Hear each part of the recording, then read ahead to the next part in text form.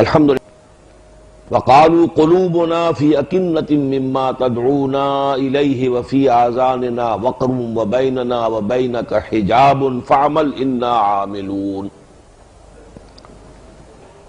وقال تبارك وتعالى كما ورد في سورة بني إسرائيل وإذا قرأت القرآن جعلنا بينك وبين الذين لا يؤمنون بالآخرة حجابا مستورا وجعلنا على قلوبهم أكنة أن يفقهوه في آذانهم وقرا. وقال عز وجل كما ورد في سورة الفرقان وقال الرسول يا رب إن قوم اتخذوا هذا القرآن مهجورا. صدق الله العظيم. اللهم وفقنا لما تحب وترضى. آمین یا رب العالمین. معزز حاضرین اور محترم خواتین، واقعہ یہ ہے کہ رمضان مبارک کے دوران خاص طور پر جن لوگوں نے کہ تراویح کی نماز کے ساتھ قرآن حکیم کا پورا ترجمہ بھی سن لیا ہو، اور اس سے بڑھ کر وہ لوگ کہ جنہوں نے وہ ترجمہ سن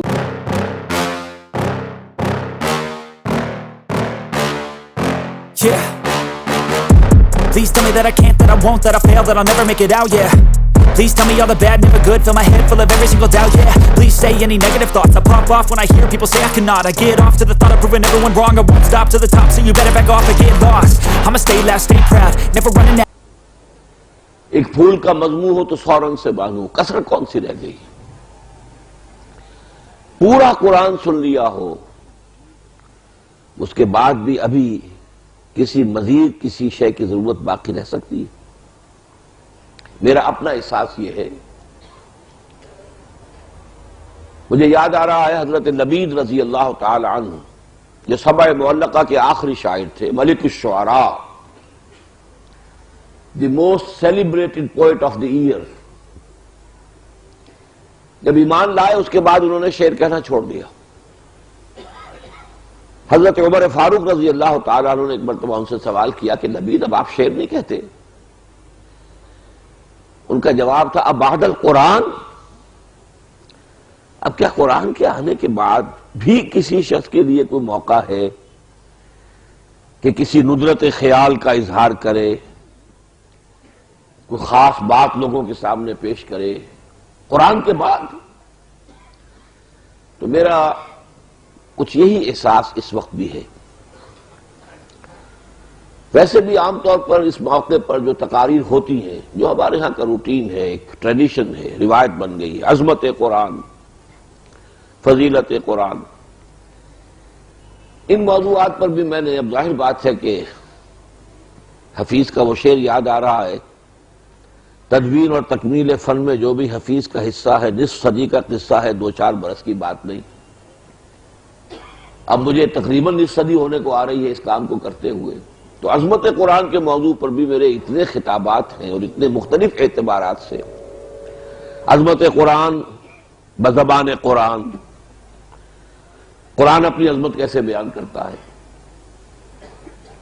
عظمت قرآن بلسان رسالت مآب صلی اللہ علیہ وسلم، حضور نے کیا عظمت بیان کی ہے مختلف اعتبارات سے.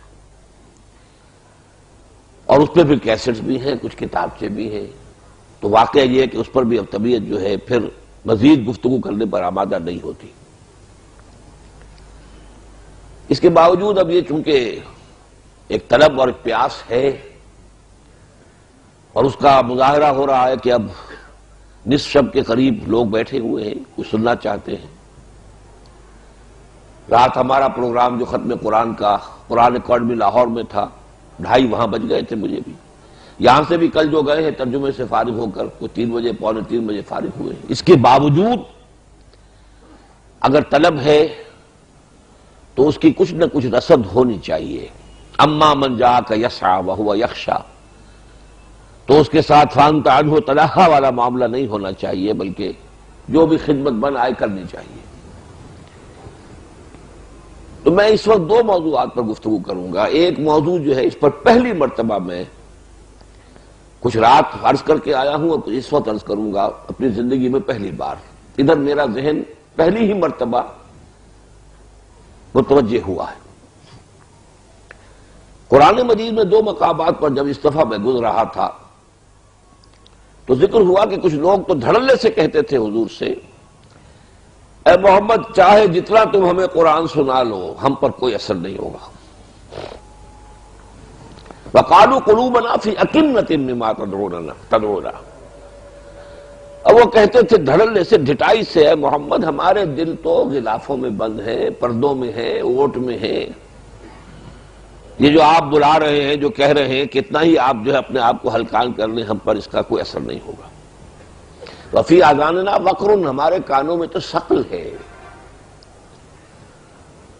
ہمارے کانوں میں آپ کی بات جا ہی نہیں رہی۔ وبیننا وبینک حجاب، اور ہمارے اور آپ کے مابین ایک حجاب ہے۔ فاعمل انا عاملون، تو کریں جو آپ کر سکتے ہو، ہم بھی جو کر سکتے ہیں کر رہے ہیں۔ اب دے جسے مولا، یہ بات تو ان کی ہوئی، کفار کی ہوئی، حامی مسجدہ کی یہ آیت ہے، یہ جو میں نے سنائی آپ کو۔ سورہ بنی اسرائیل میں اللہ تعالیٰ نے یہ بات فرمائی،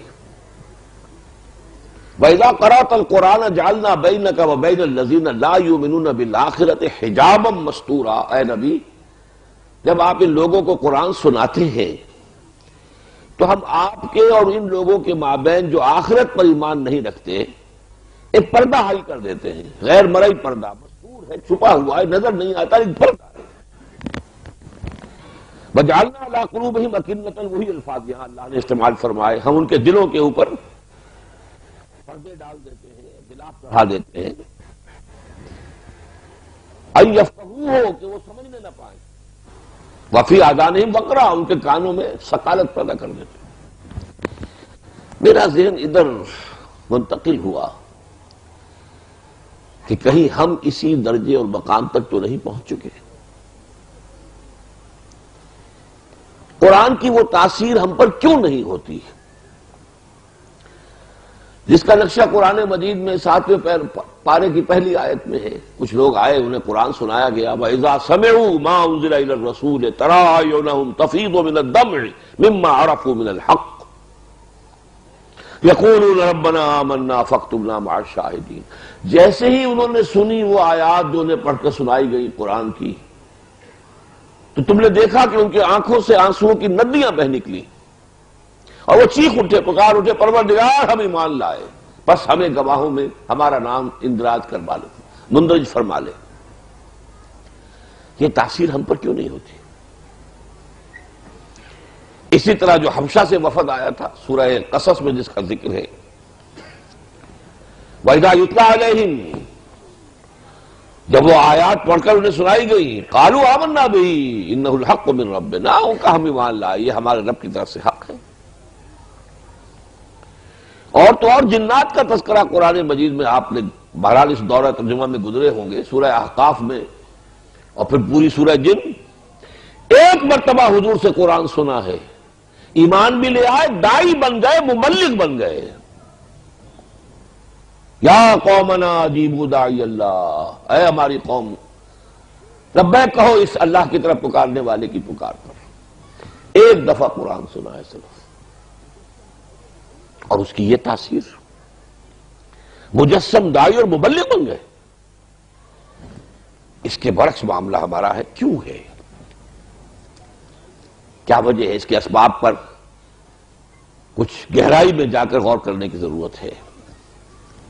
میں نے جو چند باتیں سوچی ہیں میں آپ کے سامنے رکھ رہا ہوں۔ ایک تو اس موضوع پر میرا چھوٹا سا مضمون ہے، 6 صفحے کا صرف، جو میری تالیف ہے، دعوت رجوع القرآن کا منظر اور پس منظر۔ اس میں میں نے ایک فرق بیان کیا ہے کہ اسلام جب دعوت کے دور میں تھا، دعوت، تحریک، انقلابی جد و جہد، تو پرائرٹیز کچھ اور تھی۔ جب اس نے اسٹیٹ کی شکل اختیار کر لی، ریاست کی شکل اختیار کر لی، تو ترجیحات بدل گئی۔ پہلے ایمان پر زور تھا، اب اسلام پر زور ہے۔ لیگل سٹرکچر کیا ہوگا، اسلامی ریاست کا شہری کون شمار ہوگا، اس کے حقوق کیا ہوں گے، یہ قانونی پہلو۔ ریاست کے بننے کے بعد اب ان کی اہمیت زیادہ ہے۔ جبکہ وہ تحریکی جہادی دور جو چل رہا تھا اس میں ایمان اور جوش اور ولولہ اور جہاد اور اس پر زور تھا. اس دعوتی دور میں، تحریکی دور میں قرآن پر ایمفیسس تھا. ریاستی دور میں آ کر فقہ پر ایمفیسس ہو گیا ہے. قرآن تو گیا بیک گراؤنڈ میں. یہ ایک بالکل نیچرل معاملہ تھا، فطری. جن حضرات کو بھی دلچسپی ہو اس موضوع سے، وہ مضمون میرا ثقیل ہے اور میری تحریروں کے بارے میں شکایت عام، اور میں اب قبول کر چکا ہوں کہ ہاں یہ بات صحیح ہے، ان میں ثقالت ہے. لیکن یہ کہ اس موضوع پر میرے نزدیک وہ بہت ہی ایک جامع اور بہت سے اعتبارات سے بہت اہم تحریر ہے جو میرے قلم سے کسی وقت کسی خاص کیفیت کے عالم میں نکل گئی تھی. تو ایک شکل تو یہ ہے، قرآن کچھ بیک گراؤنڈ میں گیا، اور میں اسے نیچرل کہتا ہوں، فطری کہتا ہوں. تو قانون کی اہمیت زیادہ ہے، فقہ کی اہمیت زیادہ ہے. اسی کا ظہور ہے ہمارے سارے دینی مدارس علماء کا اوڑھنا بچھونا فقہ ہے، قرآن تو نہیں ہے. قرآن تو تبرک ہے، حصول ثواب کا آلہ ہے. اصل شے جو ہے وہ تو فقہ ہے. دوسرے یہ کہ آپ میں سے بہت سے حضرات کے علم میں ہوگا، پروفیسر یوسف سلیم چشتی مرحوم مغفور، ان کا بھی ایک مضمون میں نے کئی مرتبہ شائع کیا ہے ریپیٹڈلی، بہت عمدہ، بہت جامع. مسلمانوں کے قرآن سے دوری کے اسباب. لیکن وہ تو انہوں نے بہت سے اعتبارات سے باتیں کی ہے، لیکن میں ایک بات کا تذکرہ کر رہا ہوں. انہوں نے یہ کہا اور صحیح کہا کہ جب ملوکیت اور سرمایہ داری کا دورہ ہو گیا مسلمانوں میں، ان دونوں طبقات نے شعوری طور پر فیصلہ کر کے عوام مسلمانوں کو قرآن کی طرف سے ان کی توجہ ہٹا کر دوسری چیزوں پر لگائیں، اس لیے کہ قرآن کنڈیم کرتا ہے. انہیں اندیشہ تھا کہ اگر یہ مستکبرین کو قرآن جو کچھ بیان کر رہا ہے مستضعفین کے مقابلے میں، اور محرومین کے مقابلے میں مترفین کا تذکرہ جب کرتا ہے، اور وہ لوگ قرآن پڑھیں گے تو ہماری تصویر نظر آ جائے گی انہیں. اس سے ان کے اندر باغیانہ جذبات پیدا ہوں گے، ہمارے خلاف جذبات پیدا ہوں گے. لہذا یہ باقاعدہ شعوری طور پر قرآن کو بند کرو، بس اسے تو حصول ثواب کا ذریعہ سمجھو. باقی ہے دین کا بات پوچھنی ہم سے پوچھ لو، آگے فتویٰ لے لو. یہ جو دوسری بات میں نے ابھی کہی ہے پروفیسر چشتی صاحب کے حوالے سے، یہ تلخ ترین صورت میں میرے سامنے آئی ہے حضرت ابو ہریرہ کی اس حدیث کی شکل میں رضی اللہ تعالی عنہ، اور حدیث بھی بخاری شریف کی ہے. حضرت ابو ہریرہ فرماتے ہیں، حفظت من رسول اللہ صلی اللہ علیہ وسلم وعائن، میں نے اللہ کے رسول صلی اللہ علیہ وسلم سے علم کے 2 برتن جمع کیے، تو 2 برتنوں میں علم جمع کیا. اما احدہ فبسطہ فیکم، ایک برتن کا علم جو ہے وہ تو میں نے تمہارے درمیان خوب پھیلا دیا، عام کر دیا، اس کو سکھایا، پڑھایا، پھیلا دیا. اما الآخر، لیکن دوسرا برتن لو بسطہ، اس میں جو علم میں نے رکھا ہوا اگر میں اسے عام کر دوں، لقطع ھذا البلعوم، تو میری یہ گردن کاٹ دی جائے گی. کیوں؟ ملوکیت کا دور آغاز، یہ دور کا آغاز ہو گیا تھا. حضرت امیر معاویہ جنہیں کسری العرب کہا گیا، عرب کا کسرا بادشاہ، اسی لیے خلفائے راشدین ان کو شمار کوئی نہیں کرتا. صحابی ہیں اس لیے ہم ادب کریں گے، ان کی نیت پر کوئی حملہ نہیں کریں گے. انہوں نے جو کیا ہے اپنی دانش میں مسلمانوں کی خیر خواہی میں کیا ہے، امت کی بھلائی کے لیے کیا ہے. لیکن ڈیفیکٹ ریمینز کہ اب وہ نظام حکومت وہ نہیں تھا جو ابو بکر اور عمر اور عثمان اور علی کا تھا. یہ مختلف نظام حکومت ہے، اس میں تو کوئی شک نہیں.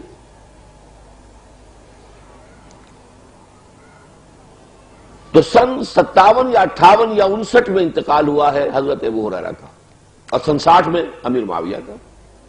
گویا کہ دور امیر معاویہ رضی اللہ تعالیٰ عنہ کا اختتامی دور ہے جب انتقال ہو رہا ہے، اور اس وقت صورت یہ ہو گئی تھی کہ کچھ علم قرآن کا اور اسلام کا اور حضور کی تعلیمات کا ایک حصہ وہ ہے کہ جو اگر عام کیا جاتا اس دور میں بھی تو گردن اڑا دینے کا اندیشہ موجود تھا۔ قیاس کن ز گلستان من بہار برا، ایک صحابی رسول کاتب وحی کے دور میں بھی نظام حکومت کے تبدیل ہو جانے کی بنا پر اگر اتنا بڑا فرق واقع ہو چکا تھا، اس کے بعد جب ننگی ملوکیت آئی ہے، جب ننگی بادشاہت آئی ہے، جب عریاں سرمایہ داری آئی ہے، جانتا ہوں میں یہ امت حامل قرآن نہیں ہے، وہی سرمایہ داری بندہ مومن کا دین، جانتا ہوں میں کہ مشرق کی اندھیری رات میں بے ید بیضا ہے پیران حرم کی آستی، جب وہ صورت ہوئی تو بہرحال اس کا تو نتیجہ اس سے 1000 گنا زیادہ نکلیا جانا چاہیے تھا۔ بہرحال یہ تو چیزیں ہیں کچھ تمہیدی۔ اب ذرا آئیے اس پر، اس وقت ان باتوں کی طرف ذہن منتقل ہوا ہے کہ ایک تو معاملہ ہے کہ قرآن مجید جو ہم سنتے ہیں، اب یہ جو ہمارا دورہ ترجمہ قرآن ہے تو ظاہر بات ہے کہ 1 فی 1000 لوگوں نے بھی نہیں سنا ہوگا، پاکستان کی کل آبادی کے حساب سے لے لیں تو شاید 1 فی 1,00,000 بھی نہ بنے، حالانکہ 50-60 مقامات پر ہو رہا ہے ہمارا، کہیں مکمل کہیں تھوڑا مختصر کیا گیا ہے، لیکن یہ کہ 50-60 مقامات پر پاکستان میں بھی ہو رہا ہے۔ اس کے باوجود کیا نسبت ہوگی؟ اب باقی جن لوگوں نے تراویح میں سنا انہیں تو پتہ ہی کچھ نہیں کہ ہم نے کیا سنا، ان سے کیا شکوا، ان پر اثر ہو تو کیسے ہو، ان پر تو تاثیر کا کوئی سوال ہی نہیں، اس لیے کہ اس اعتبار سے تو ثواب اعظم کا ہمارا جو ہے دین وہ تو ثوابی دین ہے، ثواب مل جائے گا، اور یہ صحیح ہے، ثواب ملتا ہے، حضور کی حدیث ہے، میں کیسے انکار کر سکتا ہوں؟ قرآن کا 1 حرف بھی پڑھو گے 10 نیکیاں ملیں گی، اور دیکھو یہ نہ سمجھنا کہ الف لام میم 1 حرف ہے، الف 1 حرف ہے، لام 1 حرف ہے، میم 1 حرف ہے، الف لام میم پڑھو گے 30 نیکیوں کا ثواب مل جائے گا، کوئی شک مجھے اس میں نہیں ہے، یہ فرمان نبوی ہے، محمد رسول اللہ صلی اللہ علیہ وسلم کا فرمان۔ البتہ تھوڑی سی اس بات میں اللہ تعالیٰ غریق رحمت فرمائے مولانا سید محمد یوسف بنوری رحمۃ اللہ علیہ کو۔ میں نے جب اس دعوت رجوع القرآن کا آغاز کیا ہے 68 میں، 31 برس تو اب مجھے ہو گئے براہ راست اس کام کو کرتے ہوئے، میں پہلے سے کر رہا تھا لیکن ایک مہم، ایک تحریک کی حیثیت سے، اور اسی مقصد سے لاہور نقل مکانی کر کے جا کر میں نے کام شروع کیا، ورنہ میں لاہور آ گیا تھا سن 54 میں MBBS کرنے کے بعد لاہور چھوڑ کر منگوبری جو اب سائیوال کہلاتا آ چکا تھا، پھر 65 میں واپس گیا ہوں کہ وہاں سے دعوت شروع کرنی ہے۔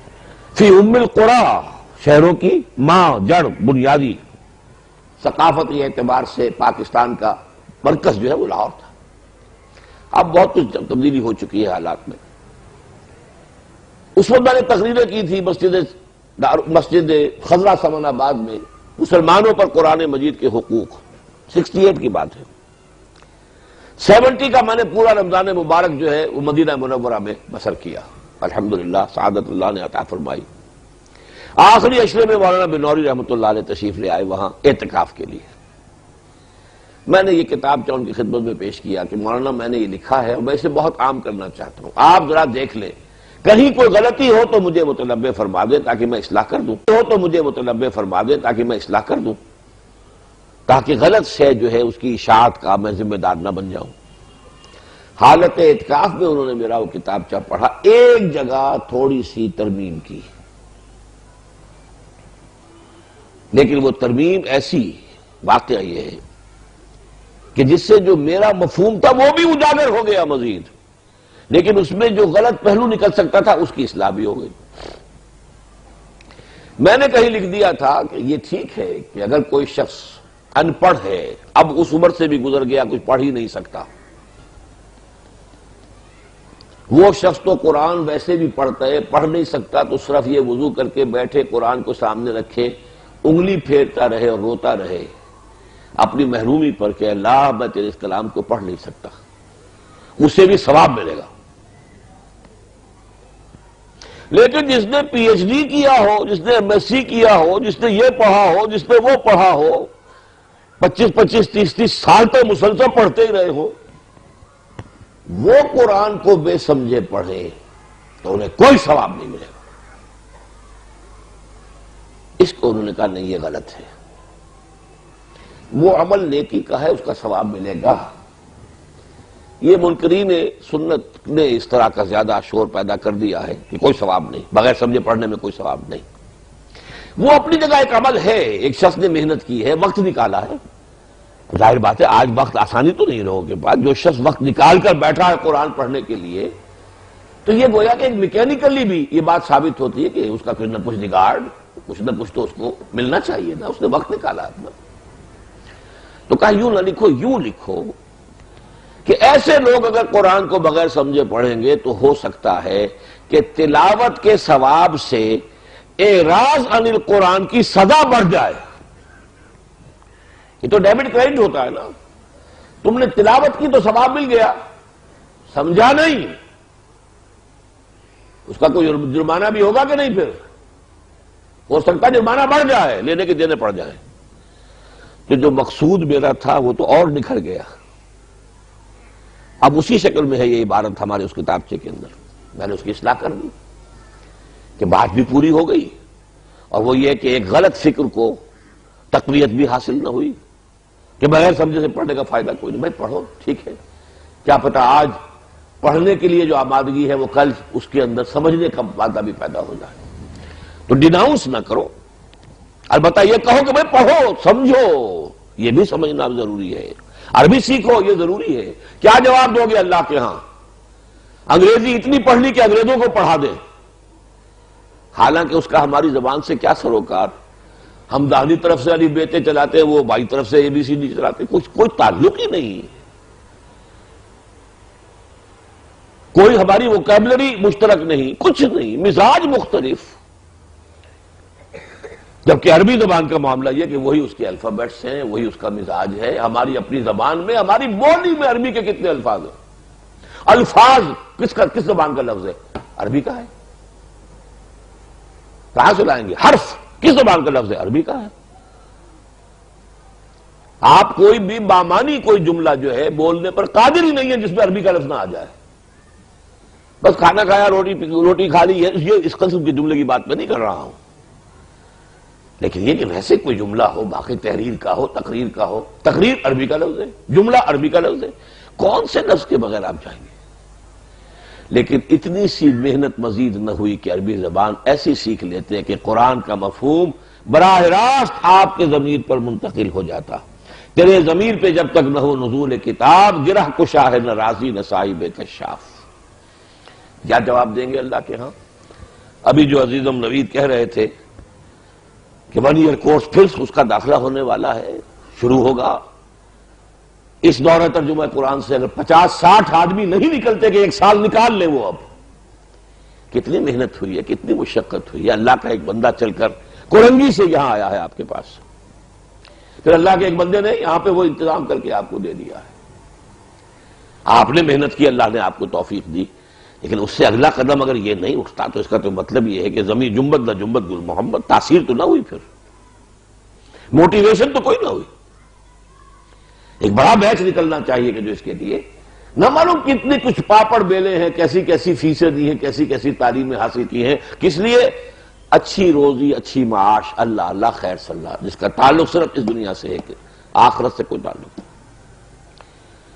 تو یہ تو ایک پہلو ہو گیا. جو عجمی لوگوں کا معاملہ ہے کہ وہ تو ظاہر بات ہے کہ وہ ثوابی دین ہے ان کا، اس کا اتنی ثواب، یہ نفل پڑھ لیں گے تو اتنا ثواب. اور اس کا جو دوسرا پہلو ہے جو ڈیبٹ ہو رہا ہے ساتھ ساتھ ہر لمحے، ہماری عبادات کے ثواب کو ساتھ ہی ساتھ جو چیز نلیفائی کرتی چلی جا رہی اس کا احساس ہی نہیں. لیکن اس سے بھی آگے بڑھ کر میرے سامنے جو مسئلہ آیا ہے وہ اس اعتبار سے بہت زیادہ اب گہرائی میں غور و فکر کا متقاضی ہے کہ ہم تو عربی نہیں جانتے، عربوں کو کیا ہوا ہے؟ کیا وہ اثر پذیر ہوتے ہیں قرآن سے؟ حالانکہ ان کی تو مادری زبان ہے. اگر وہ اثر پذیر ہوتے قرآن سے اور ان پر قرآن کی تاثیر کو رنگ دکھاتی تو آج یہ حال ہوتا، یہ بیڑا غرق ہو رہا ہوتا عالم عرب کا۔ پورا شمالی افریقہ کا ساحل جو ہے مسلمان ممالک بدترین مغربیت کا شکار، بدترین۔ کہیں اسلام، وہ سعودی عرب میں عمرہ اور حج کی جو ہے چلت پھرت اس کا اسلام ہے، باقی اور کا اسلام کہاں ہے؟ عربوں پر اثر نہیں ہو رہا قرآن کا، تو کیا وجہ ہے؟ کیا واقعی وہ حجاب اللہ نے ہمارے اور قرآن کے مابین کھڑا کر دیا جس کا ان آیات میں ذکر ہے؟ جعلنا بینک وبین الذین لا یؤمنون بالآخرۃ حجابا مستورا۔ اور وہ جو کہتے تھے کہ وبیننا وبینک حجاب، یہ حجاب ہے، ذرا گنیے وہ حجاب کون کون سے ہیں۔ میں نے غور کیا تو مجھے نظر آیا کہ سب سے بڑا حجاب جو ہے irrelevance کا ہے۔ ہم قرآن کو پڑھتے ہوئے یہ محسوس کرتے ہیں، برا نہ مانیے میں کچھ ننگی باتیں ننگے الفاظ میں کچھ کہوں گا، کہ ہم سے کیا تعلق اس کا؟ This Quran is not relevant to us۔ کیوں؟ مکی قرآن کا تجزیہ کیجئے، اس میں سب سے زیادہ مباحث ہیں ایمان کے۔ بھئی ہم تو مانتے ہیں پہلے اسے، تو ہم سے تو متعلق نہیں ہے بحث، وہ تو ہم سن لیتے ہیں، ٹھیک ہے، ہم تو مانتے ہیں، اللہ کو مانتے ہیں، آخرت کو مانتے ہیں، رسالت کو مانتے ہیں، تو ہم سے تو ساری بحثیں جو ہیں irrelevant ہو گئی، لمبی سے لمبی بحثیں چلی جا رہی ہیں، بعث بعد الموت پر، اللہ کی توحید پر، شرک کی نفی پر، اللہ کی قدرت کے مظاہر۔ معلوم ہوا کہ ہمارے لیے ان کا کوئی ریلیونس نہیں۔ اور آگے چلیے شرک کی بات ہو رہی، ہم تو موحد ہیں، ہمارے تو کوئی بت نہیں، نہ لات نہ عزا نہ منات نہ کچھ بھی نہیں، ہم تو نہیں پوچھتے کسی کو۔ تو یہ ساری بحثیں ہم سے لا تعلق ہو گئی، یہ ساری رد و قضا، یہ بحث و تبحیث، یہ ساری گفت و شنید becomes irrelevant to us۔ پھر سب سے بڑا مضمون بار بار بار بار قصص النبیین، انباء الرسل۔ بھائی پچھلی اساطیر الاولین ہے، کہانیاں ہیں، اور کیا ہے؟ اب نہ کوئی نبی ہے نہ آئے گا، نہ کوئی رسول ہے نہ آئے گا، پریکٹیکل ریلیونس ختم ہو گیا کہ نہیں؟ یہ ہے میرا تجزیہ۔ اور اس حجاب کو دور کرنے کے لیے جس شعور کی ضرورت ہے وہ کیا ہے؟ پہلا شعور یہ کہ ہمارے پاس ایمان نہیں ہے، ایک عقیدہ ہے، ڈوگما ہے، ایک ریشیل کریڈ ہے، ایک متوارث عقیدہ ہے، ہمارے دلوں میں ایمان جاگوزی نہیں ہے۔ یہ سمجھنا کہ ہمارے پاس ایمان ہے وہی حماقت ہے جو کی تھی بدوؤں نے، قالت الاعراب آمنا قل لم تؤمنوا ولکن قولوا اسلمنا ولما يدخل الايمان في قلوبكم۔ یہ بدو کہتے ہیں کہ ہم ایمان لے آئے، کہہ دیجئے تم ایمان ہرگز نہیں لائے ہو۔ ہاں یہ کہہ سکتے ہو کہ ہم مسلمان ہو گئے، لیکن ابھی تک ایمان تمہارے دلوں میں داخل نہیں ہوا ہے۔ جب تک یہ ہمارا زوم ختم نہیں ہوگا کہ ہم تو صاحب ایمان ہیں، ان ساری بحثوں سے ہماری کوئی دلچسپی نہیں۔ اساطیر الاولین، میں لفظ بھی بڑا سخت استعمال کر رہا ہوں، جو کفار کہتے تھے اساطیر الاولین، ہمارے لیے بالفعل پریکٹیکلی وہ ساری بحثیں جو ہیں اساطیر الاولین کے درجے میں ہیں۔ شرک، اللہ، کون سا شرک ہم میں نہیں ہے؟ یہ لات عزا منات کا نہیں ہے، لیکن جو قوم نوح کے 5 بڑے بڑے ان کے معبود تھے، ودن ولا سوان ولا یغوث و یعوق و نسرا، یہ کون تھے؟ اولیاء اللہ تھے جن کے ناموں پر بت تراش لیے گئے تھے۔ کیا یہ شرک ہمارے عوام کے اندر ان کے پورے رگ و پے میں سرایت کیے ہوئے نہیں ہے؟ اور کیا اسی شرک کی مزید تقویت جو ہے ہمارا جو پولیٹیکل ایلیٹ ہے، جو ہمارا طبقہ سب سے اونچا ہے، الیکشن جیتا ہے تو داتا دربار پر حاضری ہو رہی ہے، الیکشن لڑنا ہے تو داتا دربار پر حاضری ہو رہی ہے، کیا ہے یہ؟ ان مداروں پر کیا ہو رہا ہے؟ صرف یہ فرق کہ آپ نے مورت نہیں بنائی، اور کون سا فرق ہے؟ کیا ان کے جو تصورات ان کے معبودان باطل کے بارے میں تھے، سرے منہ کوئی فرق ہے ہمارے ہاں ہمارے عوام کے اندر جو اولیاء اللہ کا جو تصور ہے اس میں کوئی فرق ہے؟ تلخ حقائق کو دیکھنا ہوگا. جب تک نہ زندگی کے حقائق پہ ہو نظر، تیرا زجاج ہو نہ سکے گا حریف سنگ. ڈرتے ڈرتے ایک بات کہہ رہا ہوں، ڈرتے ڈرتے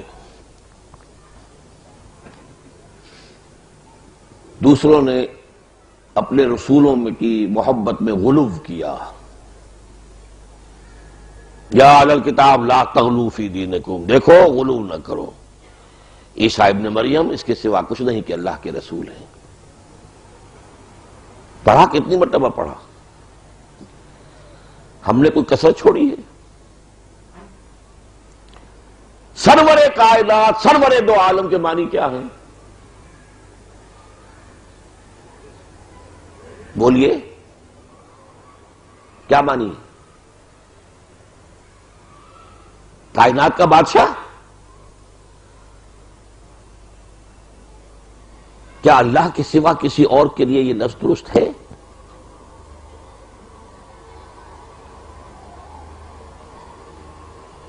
ان الحکم الا للہ امر لا تعبدوا الا ایاہ لم یکن لہ شریک فی الملک.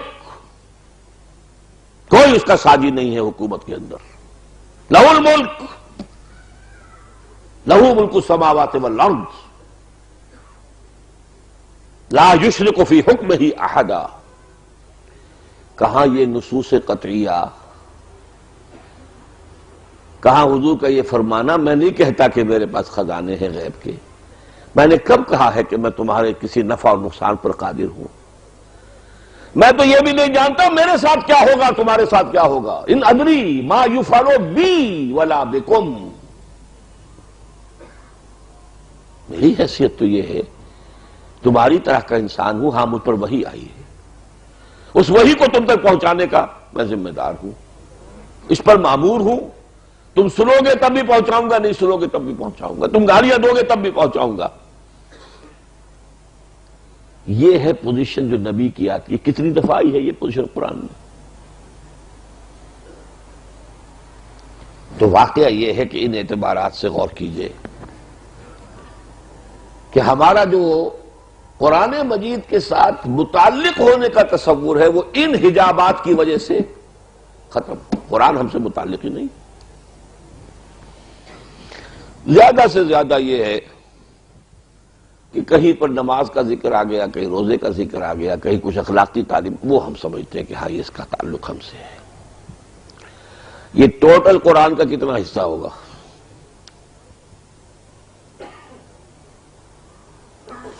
آگے چلیے. یہ تو میں نے مکی قرآن کا تجزیہ کیا. مدنی قرآن جس کو میں اپنے دورہ ترجمہ قرآن میں کہا کرتا ہوں کہ اب ہم پھر مکی جنت میں داخل ہوئے. جنتیں ہیں، جنتان ہیں قرآن مجید کے اندر، مکی جنتیں اور مدنی جنتیں.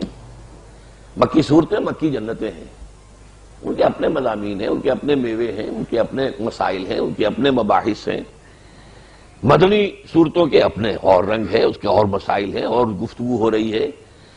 تو یہ جنتان جو ہے سورہ رحمان والے الفاظ وہ قرآن مجید پر بھی اپلیکیبل ہے.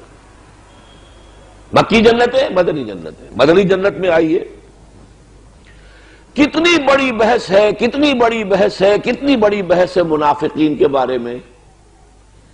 ہمارا احساس کیا ہوتا ہے؟ ہم سے کیا سروکار اس کا؟ اب کوئی منافق تھوڑا ہی ہے، وہ تھے ان سے بات ہو رہی ہے، کوئی سروکار نہیں ان سے. ہمارا دل کبھی لرزتا نہیں ہے، ہمارے رونگٹے کبھی کھڑے نہیں ہوتے ہیں. کیسے ہو جائیں؟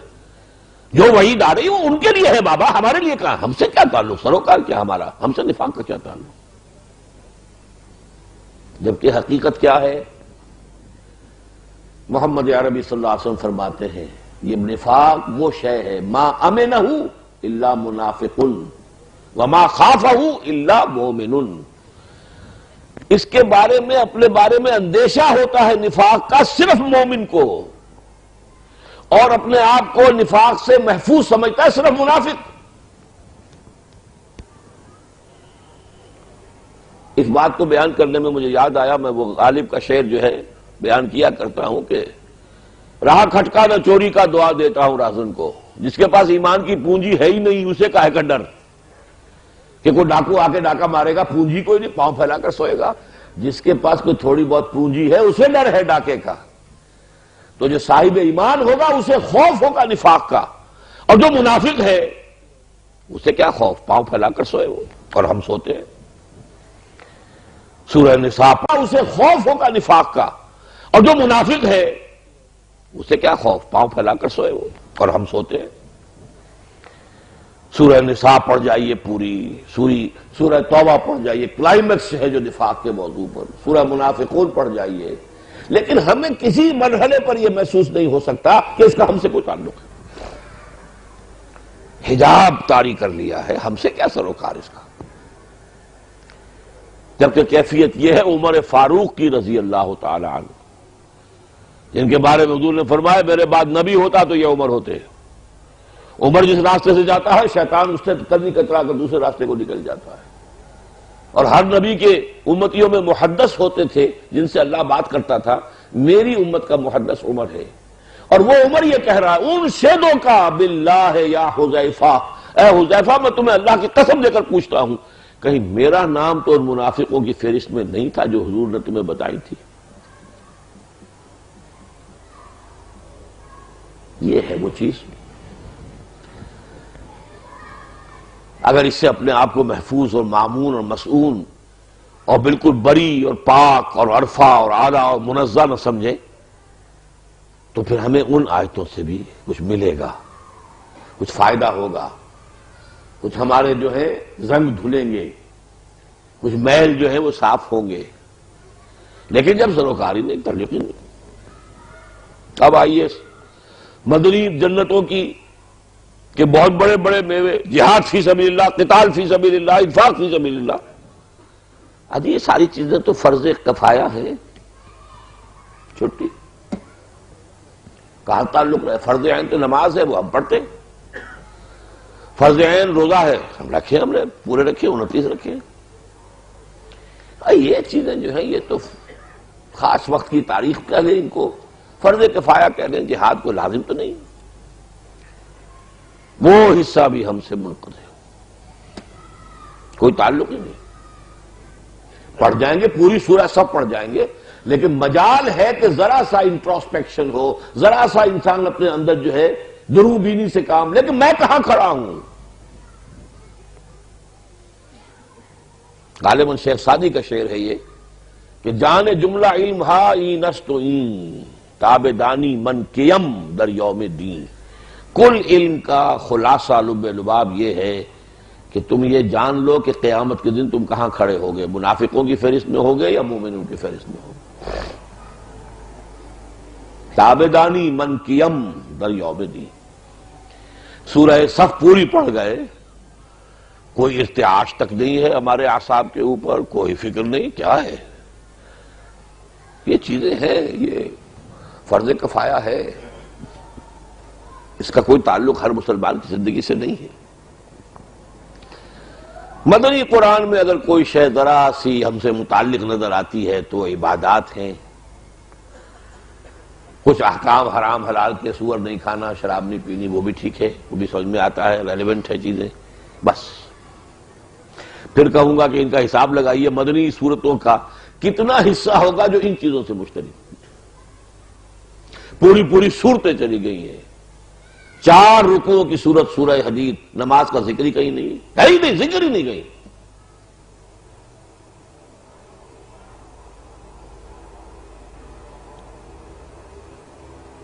کس چیز کی اہمیت ہے، واٹ از واٹ،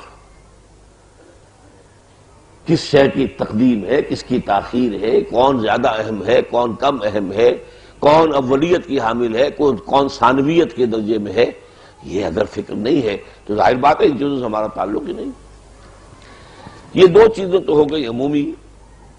تیسری چیز اور، 2 بڑے بڑے حجاب ہیں اس وقت کے جو قرآن کے اور ہمارے مابین بڑی مضبوطی کے ساتھ تنے ہوئے ہیں۔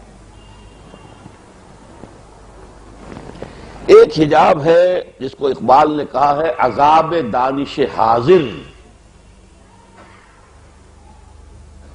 دانش حاضر، عہد حاضر کا فکر، فلسفہ، خیالات، نظریات،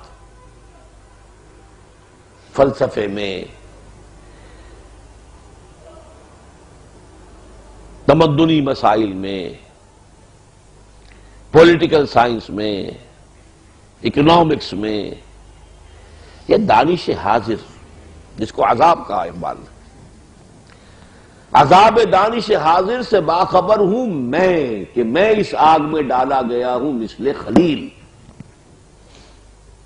مجھے اللہ نے، ان کا کہنا یہ ہے کہ مجھے فلسفے میں ڈال دیا، گورنمنٹ کالج لاہور میں فلسفہ میں پڑھ رہا ہوں، انگریز آ کے وہاں پر آرنلڈ ہے، یہ ہے، وہ ہے، پڑھا رہے ہیں، تو مجھے جس عذاب میں اللہ نے ڈالا ہے، پھر جا کر میں انگلستان میں، جرمنی میں ان کے جدید نظریات پڑھ رہا ہوں، تو مجھے پتا ہے ان کی کاٹ کتنی ہے، یہ زہر کیسا ہے۔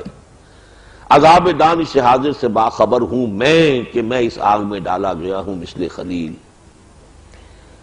آج تک ہم اس عذاب دانش حاضر کا کوئی توڑ پیدا نہیں کر سکے۔ بہت بڑی ذمہ داری ہے، بہت بڑی ذمہ داری ہے اس امت کی۔ ایک دور آیا تھا کہ جب کہ یونان کا فلسفہ آیا تھا، اسی طریقے سے آیا تھا، اسی طرح چھا گیا تھا، منطق کے میدان میں، فلسفے کے میدان میں، تصوف کے میدان میں، سب میں آ کر یونان چھا گیا تھا۔ لیکن کچھ شخصیتیں ابھریں، غزالی اور ابن تیمیہ، انہوں نے ان کا پورا تانا بانا توڑ کر رکھ دیا۔ الرد علی المنطقیین، تحافت الفلاسفہ۔ آج نہیں ہوا ایک لہجے کا اقبال، لیکن اس کے بعد اقبال کے نام سے بھی اکیڈمیز بن گئی، یہ ہو گیا، وہ ہو گیا، ایوان بن گیا کروڑوں روپے کا، اور یہ سب کچھ ہے، لیکن وہ اس کا نام بک رہا ہے۔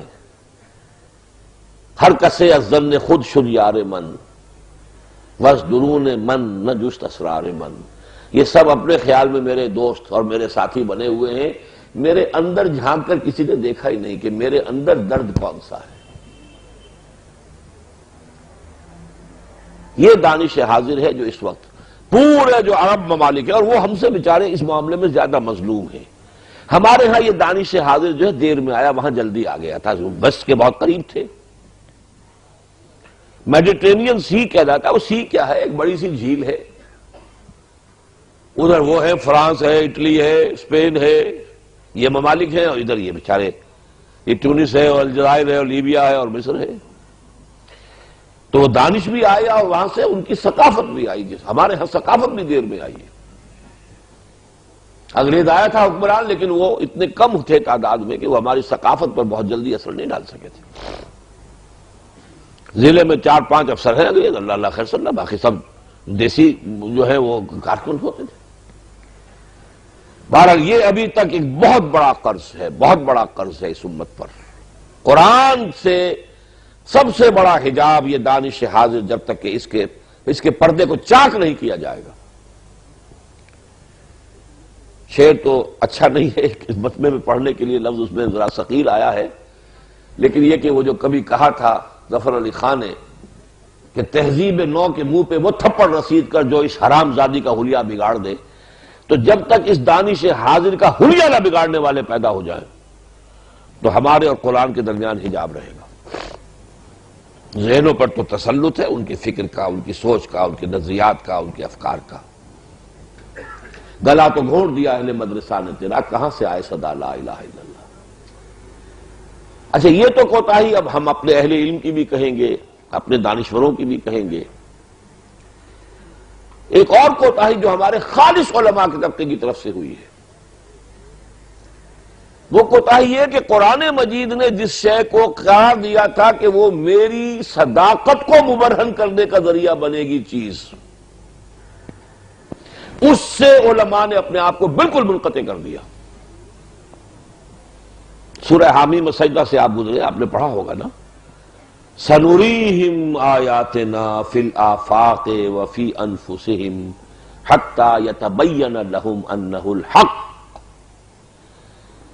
ہم انہیں آفاق اور انفس میں اپنی نشانیاں دکھائیں گے، یہ آفاق کو پروب کر رہی ہے سائنس، فزکس کر رہی ہے، ایسٹرونومی کر رہی ہے، یہ پروبنگ ہو رہی ہے آفاق کی، نئے نئے حقائق سامنے آ رہے ہیں۔ کبھی سمجھتے تھے یہ کائنات ہمیشہ سے ہمیشہ رہے گی، آج انسان آ گیا نہیں، it has a beginning and an end. لیکن علماء کو کیا پتا، اس کھاتے سے اپنے آپ کو بالکل ختم کر کے، بالکل روک کر، بلکہ قرآن مجید کی ان آیات کی اب ان جدید تعبیرات کی روشنی میں اگر تشریح نہیں کرتے ہیں تو قرآن کے ساتھ واقعتاً it's a positive disservice to the cause of Quran, کہ آپ نے قرآن کی حقانیت کو روک دیا جائے۔ اس میں اصولی بات سمجھ لیجئے، ایک ہے دین کا عملی حصہ، یہ کرو یہ نہ کرو، یہ حلال یہ حرام، اس میں ہمیں زمانے کا ساتھ نہیں دینا، پیچھے جانا ہے، دوڑ پیچھے کی طرف ہے گردش ایام تو۔ عمل کے اعتبار سے دین مکمل ہو گیا محمد رسول اللہ صلی اللہ علیہ وسلم پر۔ الیوم اکملت لکم دینکم واتممت علیکم نعمتی ورضیت لکم الاسلام دینا۔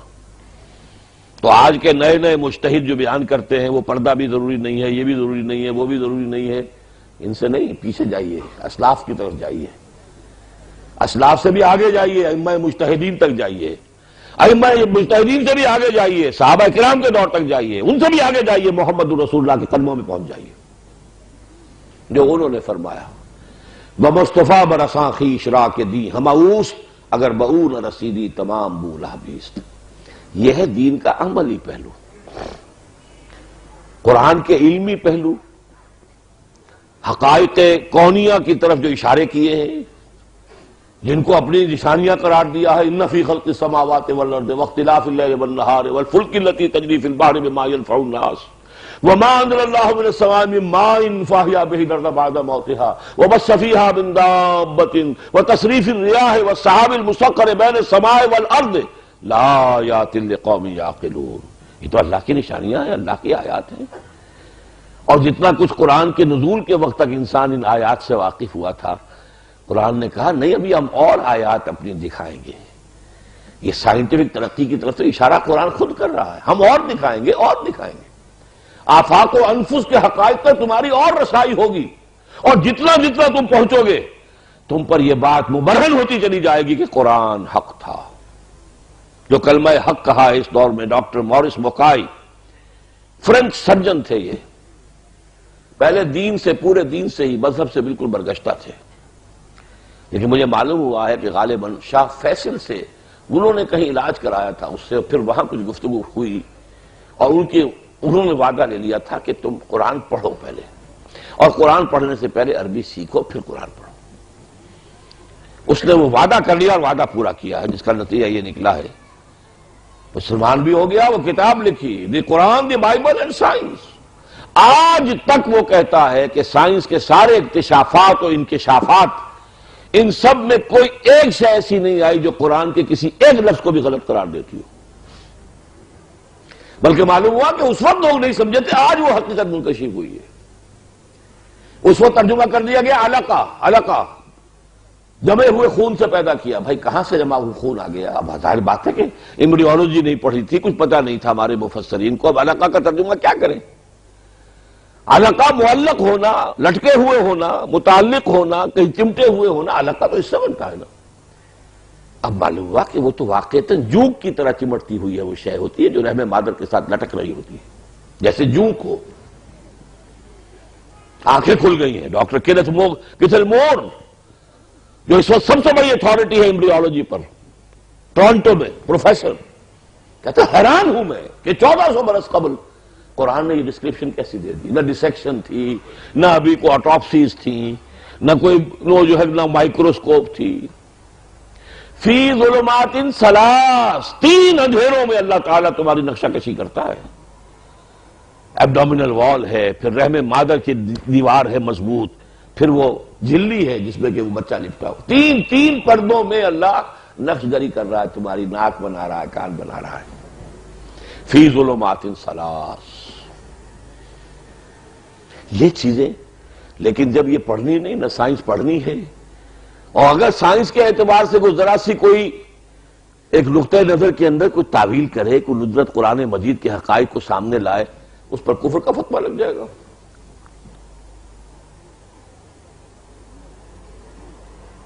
ایوولوشن کے بارے میں، حالانکہ وہ میں کوئی قطعی طور پر ڈاروینزم کا جو ہے قائل نہیں ہوں، وہ تو اس کا غلط فلسفہ ہی غلط ہے۔ ایوولوشن ایز سچ، جو ہمارے ہاں مولانا روم جس کا راگ الاپتے رہے، ابن مسکوہ نے جس کو بیان کیا ہے، یہ تو ہماری شے تھی، لیکن یہ ہے کہ اس پر یہاں پہ یہی کہ ایک عالم دین ہے، جو نہ معلوم کتنے وہ میرے خلاف فتوے بھی دیے ہیں اور مضامین ان کے چھپتے ہیں۔ حالانکہ حضور کا معاملہ کیا تھا؟ حیرت ہوتی ہے۔ حضور مدینہ تشریف لائے تو آپ کو زراعت کا تجربہ نہیں تھا، آپ تو مکے کے رہنے والے تھے، وادن غیر ذی زرعین، وہاں تو کچھ پیدا ہوتا ہی نہیں تھا، تو زراعت کا تجربہ کیسے ہوتا؟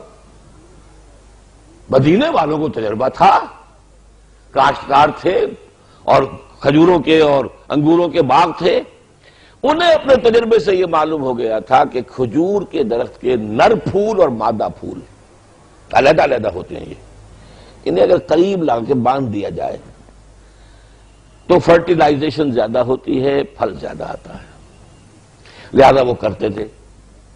حضور نے سوچا ہوگا، یہ میرا گمان ہے کہ یہ why to interfere in the natural process, nature can take care of itself۔ تو آپ نے صرف یہ کہا ایسا نہ کریں تو کیا ہے، یہ نہیں کہا مت کرو، نہیں، ایسا نہ کریں تو کیا ہے۔ صحابہ کے لیے حضور کا یہ فرما دینا جو تھا، یہ بھی حکم کے درجے میں تھا، وہ تو چشم و ابرو کے اشارے کی بات تھی نا، نہیں کیا اور فصل کم ہو گئی۔ اب آئے ڈرتے حضور، وہ آپ نے فرمایا تھا کہ ایسا نہ کریں تو کیا ہے، ہم نے نہیں کیا اور فصل کم ہو گئی ہے۔ فرمایا دیکھو میں تمہیں یہ چیزیں سکھانے نہیں آیا ہوں، انتم عالم بامور دنیاکم، اپنے ان دنیاوی معاملات تجرباتی علوم میں تم مجھ سے زیادہ واقف ہو، گو جو تمہارا تجربہ بتاتا ہے وہ کرو، میں تو بتانے آیا ہوں حلال کیا ہے، حرام کیا ہے، جائز کیا ہے، ناجائز کیا ہے، واجب کیا ہے، فرض کیا ہے، حرام کیا ہے، مکروہ کیا ہے، یہ بتانے آیا ہوں۔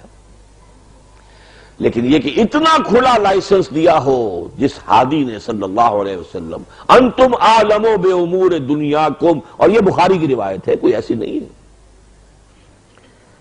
لیکن ادھر جانا ہی نہیں۔ لہذا جدید ذہن کا نوجوان وہ ایک بیریئر محسوس کرتا ہے اپنے اور علماء کے درمیان، ان کے ذہن کا ڈھانچہ ہی کچھ اور ہے، اس کے کھانے ہی کچھ اور ہیں، اس کا صغرا کبرا ہی کچھ اور ہے، ہمارے ساتھ تو کوئی مطابقت ہے ہی نہیں، تاثیر کیسے ہوگی؟ یہ چند چیزیں ہیں جو میرے سامنے آئی ہیں۔ اب میں دوسری چیز جو عملی ہے، یہ کام تو بہرحال کرنے ہیں، کریں گے انشاءاللہ۔ پہلی بات تو یہ کہ میں نے جیسے عرض کیا، یہ تو آج ہی سے کریں، یہ نہ سمجھیے کہ ایمان ہے میرے اور آپ کے پاس ایمان نہیں، یہ صورت ایمان ہے، حقیقت ایمان نہیں ہے۔ یہ نہ سمجھیے کہ ہم نفاق سے محفوظ ہیں، بالکل نو۔ یہ کہ یہ جہاد اور قتال کا ہم سے کوئی تعلق نہیں، بھائی نہیں، یہ قرآن کی ابدی ہدایت کا جزو لا ینفک ہے۔ سنا ایک تھوڑے سے مختلف انداز میں چاہتا ہوں کہ قرآن کی دعوت کا خلاصہ کیا ہے، واٹس دی کال آف قرآن، کیا محسوس کیا آپ نے؟ قرآن آپ کو پکارتا ہے کسی شے کی طرف، کیا ہے وہ؟ دیکھیے ایک لفظ اگر کہیں گے تو وہ ہے عبادت رب، وما خلقت الجن والانس الا لیعبدون، غایت تخلیق ہی عبادت رب ہے، میں نے جنوں اور انسانوں کو پیدا ہی اس لیے کیا کہ میری بندگی اور اطاعت کریں۔ مکی صورتوں میں کتنے ہی رسولوں کی بات آئے گی، ایک لفظ میں انہوں نے دعوت دی، یا قوم اعبدوا اللہ ما لکم من الہ غیرہ، اے میری قوم کے لوگوں اللہ کی بندگی اور پرستش کرو، تمہارا کوئی معبود اس کے سوا نہیں۔ قرآن کی دعوت جو ہے تیسرے رکوع میں سورہ بقرہ کے یا ایھا الناس اعبدوا ربکم الذی خلقکم والذین من قبلکم لعلکم تتقون۔ اب اس عبادت کا جو جا کر سورہ مومن، سورہ زمر میں جو پھر آئی ہے بات، اس کو ذہن میں تازہ کیجئے۔ عبادت صرف وہ اللہ کے ہاں مقبول ہے جو مخلصین لہ الدین کی کیفیت کے ساتھ ان اعبدوا اللہ وعبدوہ مخلصین لہ الدین، اس کے لیے اطاعت کو خالص کرتے ہوئے۔ اب سوچئے اللہ کے احکام کا ایک بہت بڑا حصہ وہ ہے جو اجتماعی زندگی سے متعلق ہے، اور اس میں نہ میں اس پر قادر ہوں کہ ان کو بدل دوں اچانک ایک دن میں بدل دوں، نہ آپ قادر ہیں۔ غالب ہے نظام کفر، نظام طاغوت، باطل کا غلبہ ہے، اور میں اس کے تحت رہ رہا ہوں۔ صرف کچھ فیصد احکام قرآن کے ہوں گے کہ جن پر میں عمل کر سکتا ہوں، ان پر تو مجھے عمل کرنا ہی ہے، چاہے تکلیف آئے، مصیبت آئے، لوگ دقیانوسی کہیں، سوشل بائیکاٹ ہو جائے، معاش کا جو ہے معاملہ تنگ ہو جائے، اپنی بساط لپیٹنی پڑے، لیکن جو بھی پریکٹیکلی ممکن ہے وہ تو کرنا ہے۔ باقی کا کیا کروں؟ میری زندگی کا 80-85% تو اجتماعی نظام سے وابستہ ہے۔ اجتماعی نظام میں اطاعت اللہ کی ہے ہی نہیں۔ معاشی نظام ہے سود، جوا، امیداری، زمین کا سود، نقد کا سود، سود ہی سود۔ میرے اندر بھی غبار جا رہا ہے، دخان جا رہا ہے حضور کے کہنے کے مطابق، چاہے میں نے کہیں کوئی سیونگ اکاؤنٹ نہیں کھولا ہوا ہے، کہیں میں نے کوئی اوور ڈرافٹ نہیں لیا ہے، کوئی ڈائریکٹ میری جو ہے انوالومنٹ نہیں ہے کسی سودی مسئلے میں، لیکن گندم کا دانہ کھا رہا ہوں تو سود جا رہا ہے ساتھ۔ کیا میری عبادت مخلصا لہ الدین ہے؟ اللہ کے لیے اپنی اطاعت کو خالص کرتے ہوئے بندگی کر رہا ہوں، نماز پڑھ رہا ہوں، روزہ رکھ رہا ہوں۔ پھر عبادت کا ایک انٹرنل ایسوٹیرک ایلیمنٹ ہے دعا، الدعاء مخ العبادہ، الدعاء هو العبادہ۔ اس کے لیے بھی اس سے اگلی سورت میں سورہ مومن میں کہہ دیا فادعوا اللہ مخلصین لہ الدین، ورنہ وما دعاء الکافرین الا فی ضلال۔ اللہ کو پکارو، ضرور ضرور پکارو، قال ربکم ادعونی استجب لکم، لیکن اس کے لیے اپنی اطاعت کو خالص کرتے ہوئے پکارو، ورنہ تمہاری دعا تمہارے منہ پر دے کے ماری جائے گی۔ قل یا اہل الکتاب لستم علی شیء حتی تقیموا التوراۃ والانجیل وما انزل الیکم من ربکم، اے نبی کہہ دیجئے کتاب والو تمہاری کوئی حیثیت ہی نہیں ہے اللہ کے ہاں جب تک کہ تم قائم نہیں کرتے تورات کو اور انجیل کو، جو کچھ کہ تمہیں دیا گیا اللہ کی طرف سے۔ تو یہاں لفظ قرآن رکھ لیجئے، یا اہل القرآن لستم علی شیء، کتنے ہی ہاتھ اونچے کر کر کے یا رب یا رب یا رب جبل رحمت میں چڑھ جاؤ اور ملتزم پہ چمٹے رہو، ایک دعا نہیں قبول ہوگی اگر اطاعت کے اندر آپ مخلصین لہ الدین نہیں ہیں۔ یہ حشر ہو رہا ہے ہماری دعاؤں کا۔ کتنی قنوت نازلہ سن 71 میں مانگی گئی، کتنی مسلسل فجر میں قنوت نازلہ، حرمین میں دعائیں مانگی جا رہی ہیں، چیخ چیخ کر پکار کر دعائیں کر رہے ہیں، اللہ نے ایک نہیں سنی۔ 93,000 آپ کا قیدی ہندو کے پاس گیا، عظیم شکست کا کلنگ کا ٹیکا، ملک دو لخت، عزت پاتال میں چلی گئی۔ کوئی سنی دعا؟ نہیں سنتا۔ عبادت مخلصین لہ الدین، دعا مخلصین لہ الدین۔ چنانچہ یہ بڑی صورتیں ہیں، سورہ مومن، سورہ زمر اور سورہ مومن، چھوٹی صورت میں بھی اللہ خلاصے بھی دیتا ہے۔ سورہ بینہ آج آپ نے پڑھ لی، وما امروا الا لیعبدوا اللہ مخلصین لہ الدین حنفاء ویقیموا الصلاۃ ویؤتوا الزکاۃ۔ پہلی شرط یہ ہے کہ وہ بندگی کریں اللہ کی، اس کے لیے اپنی اطاعت کو خالص کرتے ہوئے بالکل یکسو ہو کر۔ پھر کہا وہ نماز قائم کریں اور زکوٰۃ دیں۔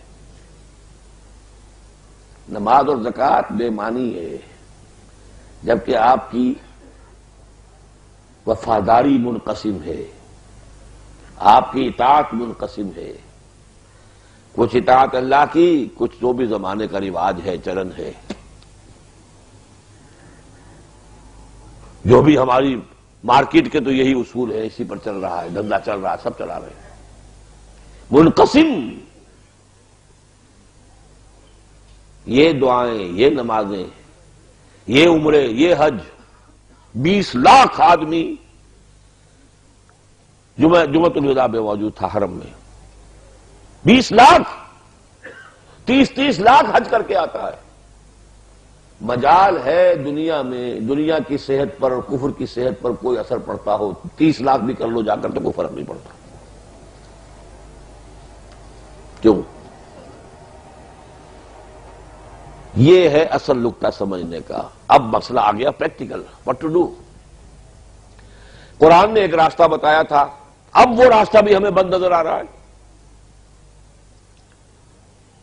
کہ اگر تمہیں کسی ایک مقام پر رہتے ہوئے آپ اللہ کی پوری بندگی نہیں کر سکتے تو یا عبادی الذین آمنوا ان ارضی واسعۃ فایای فاعبدون، اس زمین کو چھوڑو، چلے جاؤ کہیں اور، میری زمین بڑی کشادہ ہے۔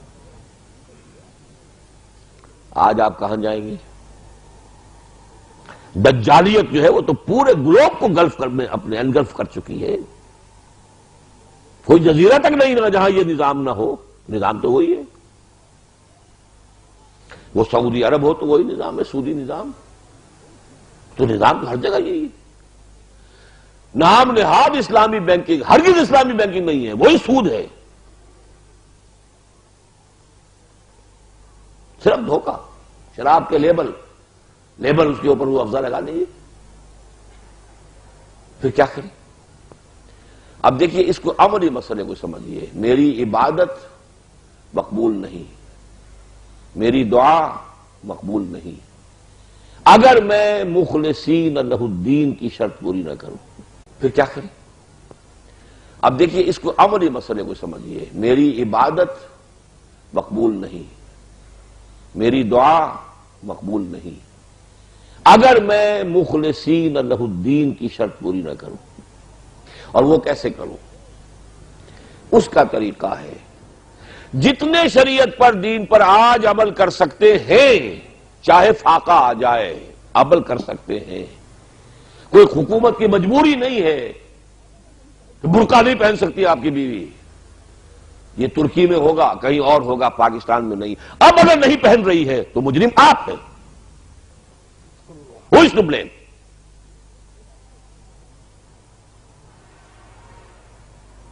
نہیں بڑا کاروبار چلتا، ٹھیک ہے، چھوٹا کاروبار کرو، بڑا کاروبار کرنا فرض نہیں کیا اللہ نے کہ بغیر بینک سے کوئی اوور ڈرافٹ لیے ہوئے اور بینکنگ سے معاملہ کیے ہوئے کاروبار نہیں چل سکتا۔ چھابڑی اٹھاؤ سر پر اگر حلال کا اگر لینی ہے روزی، سمیٹو اپنی بساط کو۔ جس پر عمل ہو سکتا ہے اس پر نہیں کر رہے تو مجرم آپ خود ہیں، پھر دوسری باتوں کا شکوہ ہی کیا؟ لیکن یہ کہ اگر یہ آپ نے کر لیا تو اب بقیہ کے لیے کفارہ تجویز ہو گیا۔ اچھی طرح ایک لفظ ذرا غور سے سنیے، اس نظام باطل کو ذہناً تسلیم نہ کریں، ریکنسائل نہ کریں اس سے، اس کے تحت رہے انڈر پروٹیسٹ۔ اس میں سے پھلنے پھولنے پھیلنے، پروان چڑھنے، کاروبار جمانے، پروفیشن میں ایکسلنس اچیو کرنے، جائیدادیں بنانے کا یہ کام نہیں، قطعاً نہیں، بالکل نہیں، بلکہ اپنی اور اپنے اہل و عیال کی منیمم جو ضروریات ہیں زندگی کی اس حد تک تو اس سے استفادہ کرو، باقی اپنی پوری توجہات، پورا وقت، پوری صلاحیت، پوری قوت، پوری توانائی خرچ کرو اس نظام کو بدلنے کے لیے کہ اس کو تلپٹ کر کے، اس کا تختہ الٹ کر اللہ کے دین کو غالب کریں۔ یہ کریں گے تو یہ کفارہ ہو جائے گا۔ جو گناہ میرے اندر جا رہا ہے، جو گندم کے دانے کے ساتھ سود جا رہا ہے، جو ہوا کے ساتھ جو ہے انہیل میں کر رہا ہوں سود، دخان ہے یا غبار ہے، یہ جو میرا اندر متعفن ہو رہا ہے اس سود سے، میرا باطن جو ہے ملوث ہو رہا ہے، پولیوٹ ہو رہا ہے، اس کا کفارہ یہ ہے کہ اس میں ریکنسائل نہ کرے، اس کی چاکری نہ کرے، اس کو پروموٹ کرنا تو بہت دور کی بات ہے، بہت دور کی بات ہے، بہت دور کی بات ہے۔ حضور نے فرمایا من مشى مع فاسق لِيُقَوِّيَهُ غضب اللہ تعالی واہتز لہ العرش. جو مسلمان کسی فاسق کے ساتھ چلتا ہے اسے تقویت دینے کے لیے اللہ اتنا غضبناک ہوتا ہے اس پر کہ اس کا عرش کانپنے لگتا ہے، اتنا غصہ آتا ہے. یہ میرا بندہ ہو کر میری بندگی کا دعویٰ کر کے اور میرے نافرمان بندے کے ساتھ اس کی تقویت کے لیے اس کے ساتھ چل رہا ہے. ہماری ساری سیاست اس وقت چاہے وہ دینی جماعتوں کی ہے، مذہبی جماعتوں کی ہے، اشخاص کی ہے یا افراد کی ہے یا اداروں کی ہے، یہ اسی پر ہے. اس کا سہارا، اس کے سپورٹ، اس کا ساتھ اسی نظام کو ریکنسائل کر کے اسے پروموٹ کر رہے ہیں. یہ ہے کفارہ، بندگی رب ایک لفظ میں اللہ کی پکار، اعبدوا ربکم، لیکن فاعبدوہ مخلصا لہ الدین، الا للہ الدین الخالص. دیکھو اللہ کو صرف خالص دین جو ہے وہ مطلوب ہے، پولیوٹڈ دین نہیں چاہیے کہ کچھ تو دین اللہ کا ہے، کچھ اطاعت اس کی، کچھ کسی اور کی، نہیں چاہیے. لے جاؤ. اللہ بڑا غیور ہے، وہ یہ پولیوٹڈ اطاعت اور عبادت قبول نہیں کرتا. یہ میں نے ایک لفظ کے حوالے سے آپ کو بتایا، عملی شکل کیا. اب دیکھیے دو الفاظ میں قرآن بیان کرتا ہے تو وہ کیا ہے؟ کیونکہ حال ہی میں آپ ان صورتوں سے گزرے ہوں گے. بہرحال یہاں وہی لوگ ہوں گے جو مختلف مساجد میں بھی کسی نہ کسی درجے میں کوئی ترجمے وغیرہ سے متعلق رہے ہوں. دو الفاظ میں بھی قرآن اپنی بات بیان کر دیتا ہے، آمنوا وانفقوا، خلاص، یا آمنوا وجاہدوا، خلاص. دو الفاظ. یا ایھا الذین آمنوا هل ادلکم علی تجارۃ تنجیکم من عذاب الیم تؤمنون باللہ ورسولہ وتجاہدون فی سبیل اللہ باموالکم وانفسکم، خلاص. دو چیزیں ہو گئی، ایمان جیسا کہ ایمان کا حق ہے، اور جہاد اللہ کی راہ میں جیسا کہ اس کے جہاد کا حق ہے. جان اور مال کھپاؤ اس میں. سورہ حدید سے گزرے ہوں گے آپ. 6 آیات میں اللہ تعالیٰ کی ذات و صفات کا بڑی عظیم سطح پر بیان کے بعد آمنوا باللہ ورسولہ وانفقوا مما جعلکم مستخلفین فیہ، پھر اسی کی تکرار فالذین آمنوا وانفقوا لہم اجر کبیر. اور تمہیں کیا ہو گیا ایمان پختہ نہیں رکھتے؟ وما لکم لا تؤمنون باللہ والرسول یدعوکم لتؤمنوا بربکم وقد اخذ میثاقکم ان کنتم مؤمنین. اور تمہیں کیا ہو گیا انفاق کیوں نہیں کرتے؟ وما لکم الا تنفقوا فی سبیل اللہ وللہ میراث السماوات والارض. لیکن الفاظ دو ہی ہیں جس پر پوری سورت کا تانا بانا ہے. اللہ پر ایمان لاؤ، اس کے رسول پر ایمان لاؤ، اور کھپا دو، لگا دو، صرف کر دو ان سب چیزوں میں سے جو اس میں تمہیں جس میں خلافت دی ہے. تمہارا جسم، اس میں اللہ نے تمہیں خلافت دی ہے، تم خلیفہ ہو اپنے جسم پر. اس پر اللہ کا حکم نافذ کرو گے تو خلافت کا حق ادا کر رہے ہو، اور اب اس کے نفس امارہ کے احکام پر چلنے لگو گے تو تم شیطان بن گئے ہو. اللہ خیر پر لگا دو، کھپا دو. بات وہی آ گئی جو میں نے کہی تھی. کفارہ کیا ہے؟ نظام باطل میں آپ رہ رہے ہیں تو جہاد، انفاق، قتال فی سبیل اللہ، یہ آپ کی اس انفرادی عبادت کے مقبول ہونے کی شرط ہے. یہ کرتے ہیں تو وہ عبادت جو ہے وہ قبول ہے، ورنہ وہ عبادت قبول نہیں ہے. لے جاؤ. دیکھیں دو لفظوں میں انفاق کے بھی وہی معنی، انفاق مال، انفاق نفس. جب بذل نفس کا لفظ ہم نے استعمال کیا، جان کا کھپانا، مال کا کھپانا. نفقت الدراہم، پیسے مک گئے. نفق الفرس، گھوڑا ختم ہو گیا، ہلاک ہو گیا. جان کو ہلاک کرنا، مال کا ہلاک کرنا اللہ کی راہ میں انفاق. آمنوا باللہ ورسولہ وانفقوا مما جعلکم مستخلفین فیہ تؤمنون باللہ ورسولہ وتجاہدون فی سبیل اللہ باموالکم وانفسکم. مومن کی ڈیفینیشن آ گئی سورہ حجرات میں، انما المؤمنون الذین آمنوا باللہ ورسولہ ثم لم یرتابوا وجاہدوا باموالہم وانفسہم فی سبیل اللہ. پھر ان دو باتوں کو کھولا، سورہ حج میں 2 آیتوں میں لے آئے، ایک کو ایک آیت میں، دوسرے کو دوسری آیت میں. یا ایھا الذین آمنوا ارکعوا واسجدوا واعبدوا ربکم وافعلوا الخیر لعلکم تفلحون. یہ ایمان کا انفرادی سطح پر انفرادی عبادت پر تذکرہ ہو گیا. وَجَاهِدُوا فِي اللَّهِ حَقَّ جِهَادِهِ. دوسری آیت اس سے کہیں زیادہ طویل جہاد پر آ گئی. اس پرکار کو کھولا سورہ انفال کے شروع میں اولئک ھم المؤمنون حقا، وہ ایمان کے وہ ذاتی، باطنی، روحانی، نفسیاتی ثمرات و اثرات، اور آخر میں آ گیا جہاد اور قتال، یہ ایمان کے دوسرے ثمرات. دونوں جگہ آیا اولئک ھم المؤمنون حقا، اولئک ھم المؤمنون حقا. بندہ مومن کی شخصیت کی تکمیل ہوتی ہے ان دونوں چیزوں سے. یہ ہے دو الفاظ میں اس قرآن کی پکار. صرف برسبیل تذکرہ، دلچسپی کے طور پہ کہہ رہا ہوں، قرآن کا اسلوب ہے اس سے ذرا مناسبت ہو جائے. چار کا ہندسہ بھی قرآن مجید نے خاص طور پر اپنایا ہے. جیسے سورۃ العصر والعصر ان الانسان لفی خسر الا الذین آمنوا وعملوا الصالحات وتواصوا بالحق وتواصوا بالصبر. چار چیزیں ہیں نا. یہ ایک خاص انداز میں ہے. ایک دوسرے انداز میں یا ایھا الذین آمنوا ارکعوا واسجدوا واعبدوا ربکم وافعلوا الخیر لعلکم تفلحون. چار باتیں.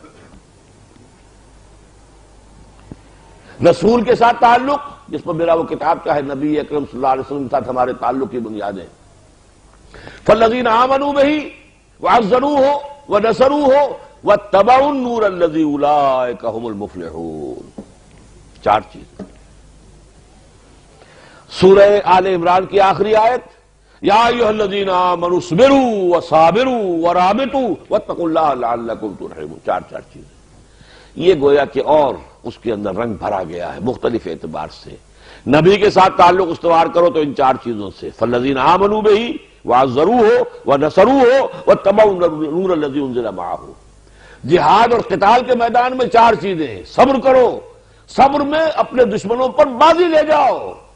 صابروا ورابطوا، اور منظم رہو، متحد رہو، مربوط رہو، انٹیگریٹڈ ڈسپلن پارٹی کی شکل میں رہو.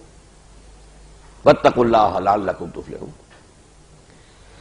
یہ ہے قرآن مجید کی دعوت کا خلاصہ جو میں نے اس وقت آپ کے سامنے رکھا ہے. شاید کہ اتر جائے تیرے دل میں میری بات. دو چیزیں میرے آج تک کے مطالعہ قرآن کا حاصل ہیں، اور میں کسی تعلی کے لیے نہیں، ایسے ہی ایک ذکر کر رہا ہوں. جمعیت طلبہ میں تھا سن 53. کتنے سال ہو گئے؟ 45. سن 53 میں جمعیت طلبہ کا سالانہ اجلاس تھا یہاں کراچی میں. یہ جو جمیعت الفلاح بلڈنگ بنی ہوئی ہے صدر میں، اس وقت تک یہ بلڈنگ نہیں تھی، خالی پلاٹ تھا ان کا. وہاں اجتماع تھا جمعیت طلبہ کا. وہاں میں نے فجر کے وقت ایک درس دیا تھا سورہ آل عمران کی آخری آیات کا. مجھ پر بھی سرور طاری ہوا تھا اس درس کا. کچھ اس وقت کی کیفیت ایسی تھی. 20 برس بعد 19 برس بعد سن 72 آ گیا. میں کراچی آ رہا تھا، عوامی جو چلتی تھی ٹرین، اور یہ ابھی تو بڑی اچھی ہوتی تھی، اب تو ٹرین کا حال بڑا پتلا ہو گیا ہے. تو ایک صاحب سے ایسی گفتگو شروع ہو گئی، شریک سفر تھے. کہنے لگے کہاں جا رہے ہیں؟ میں نے کراچی جا رہا ہوں. کس لیے جا رہے ہیں؟ درس قرآن. اچھا درس قرآن. صاحب درس تو ہم نے آج سے 20 سال پہلے ایک سنا تھا، اس کی لذت آج تک ذہن میں ہے. میں نے کہا بھائی کہاں سنا تھا؟ وہ معلوم ہوا وہ میرا درس تھا. وہ میں نے نہیں پہچانے، لیکن میں نے یہ واقعہ اس لیے تذکرہ کر دیا ہے. زمانہ طالب علمی ہی سے قرآن مجید پر غور و فکر کا اور قرآن مجید کو بیان کرنے کا یہ کچھ مناسبت اللہ نے دے دی تھی. اور میں اب آپ کو اس پس منظر میں یہ بات بتا رہا اس لیے ہوں کہ آپ کو اندازہ ہو کہ میں جو بات بتا رہا ہوں میری اتنے عرصے کے غور و فکر کے مطالعے کا نچوڑ ہے یہ جو میں عرض کر رہا ہوں. جب دین حق مغلوب ہو اور آپ اس کے تحت باطل کے غلبے کے تحت زندگی گزار رہے ہو، دو ہی شکلیں ہو سکتی ہیں. یا دین حق غالب ہے، نظام خلافت قائم ہے، آپ اس میں رہ رہے ہیں، بڑی سہولت ہو گئی، پورا دین اللہ کا ہے، یکون الدین للہ. قانون اس کا، شریعت اس کی، عدالت میں وہی چل رہی ہے، معاش اور معیشت وہی ہے۔ اب آپ جو ہے نمازیں پڑھیں، روزے رکھیں، تعلیم حاصل کریں، علم پروفیشن میں ایکسل کریں، کوئی حرج نہیں، سائنس پڑھیں، سائنس میں آگے جائیں، کوئی حرج نہیں، نوافل کے اندر زیادہ سے زیادہ بڑھتے چلے جائیں، کوئی حرج نہیں۔ وہ تو حکومت اب اس انقلاب کو اور اس نظام کی مزید توسیع جو ہوگی گلوبل لیول پر، that is the responsibility of the government of خلافہ، خلافت کی حکومت کا کام ہے یہ۔ وہ جب آپ سے مانگے گی کہ آؤ بھائی میدان میں، آپ کو جہاں نکلنا پڑے گا۔ اگر آ جاتا تھا کہیں کہیں شام کے محاذ پر 10,000 آدمی چاہیے، 10,000 نکل آئے تو باقی سب کی طرف سے فرض کفایہ ہو گیا، اب باقی گناہگار نہیں ہے، گھر پہ بیٹھے رہے۔ ہاں 10,000 نہیں نکلیں گے تو سب کے سب مجرم ہو جائیں گے، لیکن نظام ہے حکومت کے تحت انڈیویجول بری ہو جاتا ہے، اس کی ذمہ داری ختم ہو جاتی ہے۔ اور یہ چیز بہت خوبصورتی سے مجھے یاد آ گیا، مولانا اصلاحی صاحب نے اپنی ایک کتاب دعوت دین اور اس کا طریقہ کار کا ایک چیپٹر ہے تبلیغ کس لیے، اس کے آخر میں یہ سارا خلاصہ موجود ہے جو میں آپ کے سامنے بیان کر رہا ہوں۔ میں اسے ذرا زیادہ سلیس بنا کر، وہاں تو ایک علمی بحث کے انداز میں ہے، میں آپ کے سامنے اس کے نتائج رکھ رہا ہوں۔ اگر خلافت کا ادارہ قائم ہے تو افراد پر سے یہ ذمہ داری شفٹ ہو جاتی ہے، وہ ہے اب اجتماعیت کی ذمہ داری ہے، افراد سے حکومت جو مانگے گی افراد کو وہ دینا ہوگا، وہ دے کر باقی وہ فارغ۔ لیکن اگر نظام ہے باطل کا جس میں آپ سانس لے رہے ہیں، طاغوت کی حکمرانی ہے، غیر اللہ کی حکمرانی ہے، اللہ کے خلاف بغاوت ہے، تو اب یہ سمجھ لیجئے اس حال میں اولین اور اہم ترین فرض عین اقامت دین کی جد و جہد اور اس میں جان اور مال کو کھپانا ہے۔ نماز بھی بعد میں آئے گی، میں نے چاہا کہ کوئی شک نہ رہے، میں نے اولین کہا، اہم ترین کہا اور فرض عین کہا، کفایہ نہیں، فرض عین ہے۔ کفایہ ہوگا جب نظام قائم ہو چکے گا، ابھی فرض عین ہے۔ پہلا فرض، اہم ترین فرض، فرض عین اقامت دین کی جد و جہد میں تن من دھن کا لگانا ہے۔ یہ ہے تو نماز بھی ہے تو بہت عمدہ، نور علی نور۔ یہ نہیں ہے تو نماز نہیں ہے، یہ نہیں ہے دعا اللہ سنتا بھی نہیں ہے۔ وہ کون تم؟ Who are you to speak to me? لستم علی شیء۔ کیا کریڈینشلز ہیں آپ کے جو مجھ سے آپ بات کرنا چاہتے ہیں؟ آپ تو چاکری کرتے ہیں میرے باغیوں کی، آپ کی دوستیاں ہیں فساق و فجار کے ساتھ، آپ تو گھستے ہیں، بل کلنٹن کے بل ہی میں گھسے جا رہے ہیں، یہ سارے فیہم، انہی میں گھستے جاؤ گھستے جاؤ گھستے جاؤ، تو آپ کی دعا چمانی دارت۔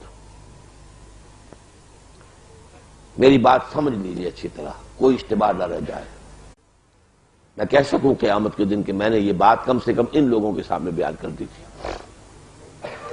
نظام باطل کے تحت زندگی گزارنے والے شخص کا پہلا، اولین، اہم ترین، مقدم ترین اور فرض عین اقامت دین کی جد و جہد ہے۔ نمبر 2، اس جد و جہد، اس فرض عین کی ادائیگی کے لیے شرط لازم جیسے نماز کے لیے شرط لازم وضو ہے، وضو کے بغیر نماز نہیں، اسی طرح اس فرض سے عہدہ برا ہونے کے لیے شرط لازم کسی جماعت کے اندر شریک ہونا ہے، التزام جماعت، علیکم بالجماعہ، لا اسلام الا بالجماعہ۔ کون کہہ رہے ہیں؟ حضرت عمر فاروق۔ علیکم بالجماعہ کون فرما رہے ہیں؟ محمد رسول اللہ۔ انی آمرکم بخمس اللہ امرنی بہن، کون فرما رہے ہیں؟ اللہ کے رسول۔ لوگوں میں تمہیں 5 باتوں کا حکم دے کر جا رہا ہوں، اللہ نے مجھے ان کا حکم دیا ہے، بالجماعت والسمع والطاعت والہجرت والجہاد فی سبیل اللہ۔ اس سٹیج پر وہ آ گئی بات، آمنوا وجاہدوا، آمنوا وانفقوا۔ جماعت میں آپ نہیں ہیں تو اپنے آپ کو دھوکہ دے رہے ہیں، میں دین کا کام کر رہا ہوں، میں یہ کر رہا ہوں، میں وعظ کہتا ہوں، میں وہاں جا کے درس دیتا ہوں، سب کچھ کرتے ہیں آپ. یہ اقامت دین کی جد و جہد نہیں ہے. unless you belong to a party, disciplined party. اس لیے کہ انقلاب اور تبدیلی نظام کی ممکن ہی نہیں ہے. کوئی احمق سے احمق شخص بھی یہ نہیں کہہ سکتا کہ بغیر کسی جماعت کے ممکن ہے.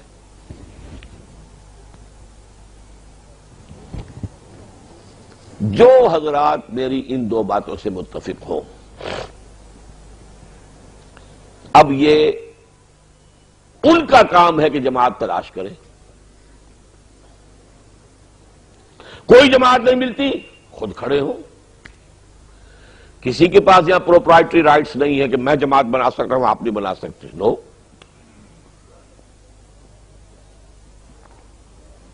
دیکھیں، تلاش کریں، بھاگیں، دوڑ، یہ آپ کا کام ہے. اگر تو یہ بات سمجھ میں آ گئی یہ فرض عین ہے اور اس کے لیے شرط لازم ہے جماعت، تو تلاش کریں گے. پھر آپ اس تلاش میں جو بھاگ دوڑ آپ کریں گے، جو محنت لگائیں گے، جو وقت صرف کریں گے، وہ بھی آپ کا جہاد فی سبیل اللہ ہی کے اندر محسوب ہوگا، اکاؤنٹ ہوگا. لیکن وہ سیریس سرچ ہو، سیریس. جیسے پیاسا جو ہے پانی کے لیے جس طرح جو دیوانہ وار جب تلاش کرتا ہے اس لیے کہ اسے پیاس ہے، اگر اپنی فرض ہونے کا احساس ہو جائے تو اسے اسی شان کے ساتھ تلاش کرنا ہوگا. اس میں صرف میں 4 مشوروں کے درجے میں بات کہہ رہا ہوں کہ وہ جماعت کیسی ہونی چاہیے. نمبر 1، اس کا ڈکلیئرڈ گول ہونا چاہیے اللہ کے دین کا غلبہ، اللہ کے دین کا قیام. Nothing short of that. علمی کام، درسی کام، تدریسی کام، سماجی کام، اصلاحی کام، تبلیغی کام نہیں. گول، ڈکلیئرڈ گول، نظام کو بدلنا ہے، اللہ کے دین کو قائم کرنا ہے، اللہ کے دین کو غالب کرنا ہے. نمبر 2، وہ بہت ڈسپلن جماعت ہونی چاہیے. انی آمرکم بخمس اللہ امرنی بہن بالجماعت والسمع والطاعت. یہ نہیں ڈھیلی ڈھالی سی ایک جماعت، کبھی جی میں آیا تو اجتماع میں چلے گئے، نہیں تو نہیں گئے. نہیں. ڈسپلن، سمع وطاعت. فاسمعوا واطیعوا وانفقوا خیرا لانفسکم. سورہ تغابن میں ابھی زیادہ دن تو نہیں ہوئے ہوں گے پڑھے ہوئے اس کو. فاتقوا اللہ ما استطعتم واسمعوا واطیعوا وانفقوا خیرا لانفسکم. پورے سورہ تغابن کا آخری لباب، لب لباب اس آیت میں آیا. البتہ یہ کہ یہ سمع و طاعت 2 طرح کی ہو سکتی ہے. ایک سمع و طاعت ہے شخصی بیعت کی بنیاد پر کہ کوئی شخص جس پر آپ کو اعتماد ہو، جس کے خیالات سے آپ متفق ہو جائیں، آپ کا دل گواہی دے کہ یہ شخص مخلص ہے، بہروپیہ نہیں ہے، کاروباری نہیں ہے، دین کے نام پر دنیا کی دکان نہیں چمکا رہا ہے، تو اس کے ہاتھ پر بیعت کریں. شخصی بیعت سمع و طاعت فی المعروف. جو حکم آپ دیں گے میں مانوں گا، الا یہ کہ وہ شریعت کے خلاف ہو. مشورہ میں بھی دوں گا لازماً، لیکن فیصلے کاؤنٹنگ آف ووٹ سے نہیں ہوں گے، فیصلہ آپ کے ہاتھ میں ہوگا. یہ اصول ہے شخصی بیعت کا. ایک شکل یہ بھی ہو سکتی ہے کہ دستوری نظام ہو جیسا جماعت اسلامی کا ہے، وہ بھی سمع و طاعت کا تقاضا پورا کرتا ہے، وہ بھی جائز ہے، حلال ہے، مباح ہے. جائز، حلال، مباح وہ بھی ہے، لیکن منصوص، مسنون، معصون یہ شخصی بیعت ہے. قرآن میں ذکر ہے تو شخصی بیعت کا ہے، حدیث میں ذکر ہے تو شخصی بیعت کا ہے، سیرت النبی میں ذکر ہے تو شخصی بیعت کا ہے. اور کم سے کم 1300 برس تک تو امت مسلمہ میں اس شخصی بیعت کے سوا کوئی اجتماعیت کسی شکل میں دنیا میں قائم ہوئی ہی نہیں. خلافت ہے تو بیعت شخصی پر، اور خلافت اگر غلط رخ پر جا رہی ہے ٹھیک کرنے کے لیے اگر عبداللہ ابن زبیر ہوں یا حسین ابن علی ہوں رضی اللہ تعالی عنہم وہ میدان میں آئے ہیں تو انہوں نے بیعت کی بنیاد پر جماعت بنائی. یہ دوسری بات ہے کہ کوفیوں نے بیعت توڑ دی اور دھوکہ دیا، غداری کی حضرت حسین سے، اس کا الزام ان پر ہے، حضرت حسین پر تو کوئی الزام نہیں. پھر اگر صوفیہ نے نظام بنایا کوئی اصلاح نفس کا اور تزکیہ نفس کا، وہ بھی بیعت. اب تو بیعت ہی رہ گئی ہے، صرف وہی معروف بیعت رہ گئی، باقی تو کسی بیعت کو دنیا جانتی ہی نہیں، وہی پیری مریدی کی بیعت رہ گئی. لیکن وہ بھی بیعت پر. پھر پچھلی صدی میں جتنے جہاد ہوئے ہیں یورپین کولونیلسٹ پاور کے خلاف، سب بیعت کی بنیاد پر. مہدی سوڈانی انگریزوں سے ٹکرائے بیعت کی بنیاد پر، سنوسی اطالویوں سے ٹکرائے بیعت کی بنیاد پر. چچنیا میں امام شامل نے 30 برس تک ناکوں چلے چبوائے زار کی فوجوں کو بیعت کی بنیاد پر. ہمارے اس بر عظیم پاک و ہند میں سید احمد بریلوی اٹھے، ان کا اصل ہدف انگریز تھے، لیکن وہ اصل میں پہلے چاہتے تھے کہ یہ اپنا پیچھا مضبوط کر لیں. عالم اسلام کی کنٹینیوٹی جو ہے وہ سرحد کے علاقے سے تھی. سرحد کو پہلے سکھوں سے لبریٹ کرائیں، پھر پنجاب کو سکھوں سے لبریٹ کرائیں. یہ بھی آپ کے علم میں ہوگا کہ سرحد بھی سکھوں کے تابع تھا اس وقت. اس کے بیشتر علاقے سینٹرل جو ڈسٹرکٹس ہیں، مردان، کوہاٹ، پشاور، یہ تینوں سکھوں کے ہاتھ میں تھے. اوپر کا علاقہ مالاکنڈ جو ہے اس پر ان کا تسلط نہیں تھا، نیچے یہ بنو وغیرہ جو ہے یہ سو آزاد تھے. لیکن باقی یہ 3 ضلع جو ہیں جو اصل میں ہارٹ آف NWFP ہے یہ سکھوں کے تحت تھا. یہ ہری پور کون سا ہے، کس کا ہے یہ شہر؟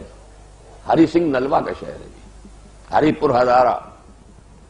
مانسیرا کس کا ہے؟ کس کا سیرا ہے یہ؟ راجہ مان سنگھ کا سیرا ہے. ایک وقت میں وہ دہشت تھی سکھوں کی کہ کابل میں پٹھان عورتیں، افغان عورتیں اپنے بچوں کو ڈرایا کرتی تھی، چپ ساؤ ہری سنگھ نلوا نہیں آئے، چپ ہو جاؤ، وہ آ رہا ہے، ہابو آ رہا ہے، وہ دیو آ رہا ہے، وہ ہری سنگھ نلوا آنے والا ہے، چپ ہو جاؤ. ان سے نجات دلا کے پھر پنجاب کو ان سے نجات دلائیں، پھر انگریز سے ٹکر لینے کا پروگرام تھا. وہ اللہ کی جو مرضی ہے وہی حکومت، لیکن نظام بنا بیعت پر. تنظیم اسلامی میں ہم نے وہ شخصی بیعت کا نظام اختیار کیا جو مسنون ہے، قرآن و سنت کے نصوص میں جس کا ذکر ہے، مسنون ہے، حضور نے اس پر عمل کیا ہے، اور پوری ہماری 1300 برس کی تاریخ میں. تیسری بات یہ ہے کہ آپ اس جماعت سے یہ پوچھیں کہ آپ کا طریقہ کار کیا ہے. نبی کا معاملہ تو یہ ہوتا ہے کہ اس کے ہاتھ میں ہاتھ دے کر در مال حق پہ ایسو دار، حق جدھر مڑ جائے تم بھی مڑ جاؤ، نبی جدھر مڑ جائے تم بھی مڑ جاؤ. نبی نے کہا تھا شمال کو رخ کر کے نماز پڑھ لو، حاضر. نبی نے کہہ دیا آپ جنوب کی طرف کر لو، حاضر. لیکن غیر نبی کا مسئلہ یہ نہیں ہے، اس سے پوچھا جائے گا what methodology you want to employ and how do you deduce it, infer it from the seerah of the prophets. سیرت النبی سے کیسے آپ اس کو نکالتے ہیں یہ بتائیے ہمیں. لیکن قرآن کہتا ہے لقد کان لکم فی رسول اللہ اسوۃ حسنہ. اسوہ حسنہ محمد رسول اللہ ہے ہمارے لیے. چوتھے درجے میں پھر یہ ہے کہ اس جماعت، اس تنظیم کی قیادت کو قریب سے دیکھیے، بہروپیے تو نہیں، عام لوگوں کو مت دیکھیے، اس لیے کہ جماعتوں کے اندر ہر طرح کے لوگ ہوتے ہیں، اور جو بیعت کی بنیاد پر بنیں گے اس میں یہ ڈسٹنکشن زیادہ ہی رہے گی. آج ہی ایک شخص بیعت کر کے داخل ہوا، اس نے عہد کیا ہے، تب اس کی سیرت، اس کا معاملہ، اس کو تربیت کے مراحل سے گزرنا ہے ہمارا رفیق آج بھی وہ. دیکھنا ہوتا قیادت کا، یا جو بھی قائد ہے اس کے قریب ترین ساتھیوں کا جائزہ لے، جو وہ اصل نیوکلیس ہے، یا جو بھی قائد ہے اس کے قریب ترین ساتھیوں کا جائزہ لے جو وہ اصل نیوکلیس ہے. دل گواہی دے دے تو میرے نزدیک یہ 4 کرائیٹیریا جہاں پورے ہو جائیں پھر اس میں شمولیت نہ کرنا بہت بڑا جرم ہے. آپ نے بارہا پڑھا ہوگا کہ پھر دلوں پر مہر ہو جاتا ہے. کما لم یؤمنوا بہ اول مرہ، پہلی مرتبہ انکشاف ہوتا ہے جب انسان کے اوپر کہ بات ٹھیک ہے، قبول کر لے گا تو خیر ہے، اگر قبول نہیں کرے گا تو پھر آگے دل پر مہر لگا دیتا اللہ، میں نے تو تمہیں دکھا دیا تھا، تم نے اس کو قبول نہیں کیا، میں نے منکشف کر دیا تھا تم پر کہ یہ حق ہے. تمہاری کوئی ضد تھی، کوئی تعصب تھا، کوئی مفادات تھے، کوئی دوستیاں تھی، مودۃ بینکم فی الحیات الدنیا، ان چیزوں کی وجہ سے چودراہٹ تھی کوئی کسی، اس وجہ سے اگر نہیں مانا ہے تو یہ جرم ہے جس کی سزا ملے گی. وَنُقَلِّبُ أَفْئِدَتَهُمْ وَأَبْصَارَهُمْ كَمَا لَمْ يُؤْمِنُوا بِهِ أَوَّلَ مَرَّةٍ. ان کے دل بھی الٹ دیں گے، نگاہیں الٹ دیں گے، اس لیے کہ وہ پہلی مرتبہ جب انکشاف ہو گیا تھا حق کا وہ اس کو انہوں نے تسلیم نہیں کیا. یہ ہے تنظیم اسلامی کے ضمن میں جو بات مجھے آپ سے کرنی تھی، اس لیے کہ یہ سارا کچھ پڑھ کر قتال اور جہاد اور یہ پھر اگر ایسے کہ ایسے پھر وہی شب و روز ہوں، زندگی وہی ہو، وہی ہمارے مصروفیات ہوں، وہی ہمارے معمولات ہوں، تو کس کھاتے میں جائے گا یہ پڑھنا لکھنا؟ جو پڑھا لکھا تھا نیاز نے اسے صاف دل سے بھلا دیا۔ یہ نہیں ہونا چاہیے، یہ بہت بڑے خسارے کا سودا ہے، بہت بڑے گھاٹے کا سودا ہے۔ جائزہ لیں، سوچیں، غور و فکر کریں۔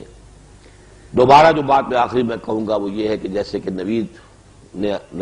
عزیزم نوید احمد نے آپ سے کہا تھا، ہماری اس دعوت کا چونکہ ہم نے اس کا میڈیم بنایا ہے قرآن۔ میری اب کتابیں ہو گئی ہیں، کچھ ہوتے ہوتے کتابیں بھی ہو گئی ہیں، میری تقریریں جو ہے کیسٹ سے اتار کر چھپ گئی، وہ کتاب بن گئی، کچھ چیزیں میں نے لکھی بھی ہیں، اگرچہ وہ اکثر و بیشتر جو لکھی ہیں وہ ثقیل ہیں، لیکن ہماری دعوت اصل ہے قرآن کے ذریعے سے۔